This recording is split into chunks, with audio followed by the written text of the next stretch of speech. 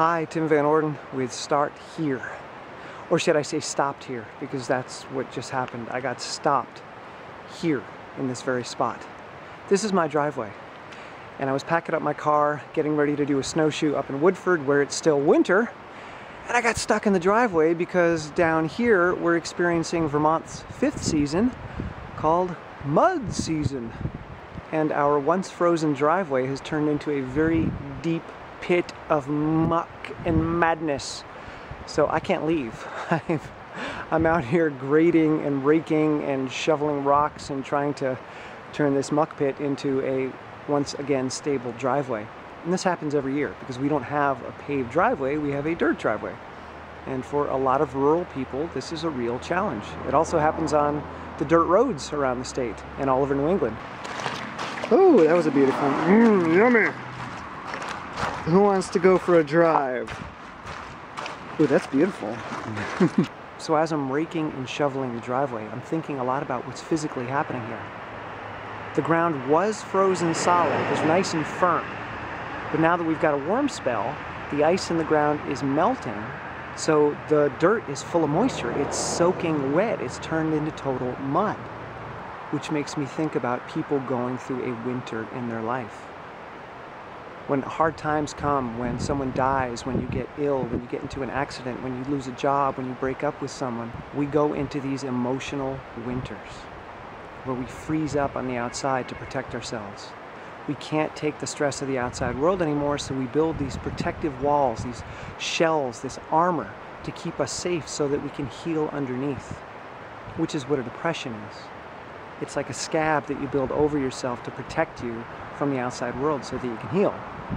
When you start coming out of that winter, when that ice starts to melt, when that protective coating and armor starts to melt, you're going to experience mud season emotionally. All that stuff that you've had locked up is going to suddenly become liquid, and it's going to start flowing, and you're going to experience all kinds of emotions that you've been suppressing and avoiding, and it's going to get really sticky and sludgy. And unfortunately, what most people do in these times is they commit to new goals, they commit to new identities, they commit to changing something in their life. And it's usually a big change, a dramatic change. What I'm going to tell you is to do the opposite.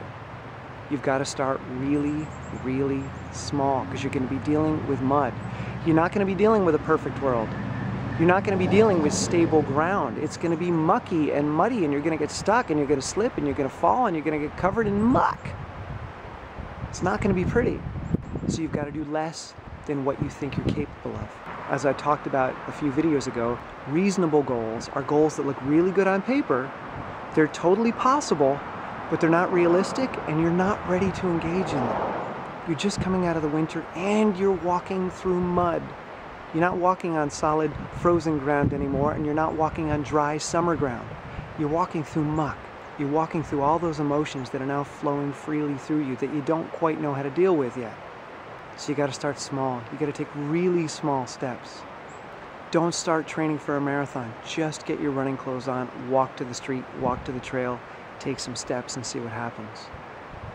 Do less than what you're capable of, because the muck in your mind is going to fight you. If you try to do too much, if you dream big and you go out there and attack a big goal, hire a personal trainer, completely revamp your diet and go raw, vegan, whatever it is, that muck is going to fight back. You're not on stable ground, and the statistics are against you. Most people fail when they attempt big change. But when you attempt a change that's smaller than what you know you can do, not only is it easy to do, but your mind doesn't fight you, because you're not trying to stretch yourself. You're not trying to improve or grow yourself. You're not pushing the limits or boundaries of who you are. It's totally within what you're capable of. Again, capacity versus potential. Act inside of your capacity. Take those small steps. Do a little bit. If I can run a mile today, the first day, great. Don't. Just get your clothes on, get dressed, get to the road, get to the trail, and take a few steps. That's it. It's much more sustainable. If you're doing less than what you're capable of, it'll be easy to keep doing it every day because you won't have that mental mud fighting you, and you can gradually increase without the threat of injury, panic, fear, or overwhelm.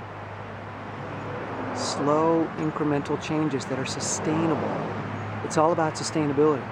Do you want to still be engaged in this activity a month from now?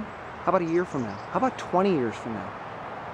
The faster you come out of the gate in that mud, the less sustainable it's going to be and the quicker you're going to fail. So whenever you go from a mental winter into a mental mud season, when you start to thaw out, make your steps even smaller. The urge is going to be to make them bigger. Resist that urge. Make them even smaller. Because it's a lot harder to run through mud than it is to run on solid ground. Okay, so you have to take that into consideration. All right? So I guess I'm landlocked down here in the valley today. I'll figure out what to do. I'll take some small steps, get myself engaged, and then maybe tomorrow the driveway will be a little firmer and I'll get back up to snow again. All right, I hope that helps. See you.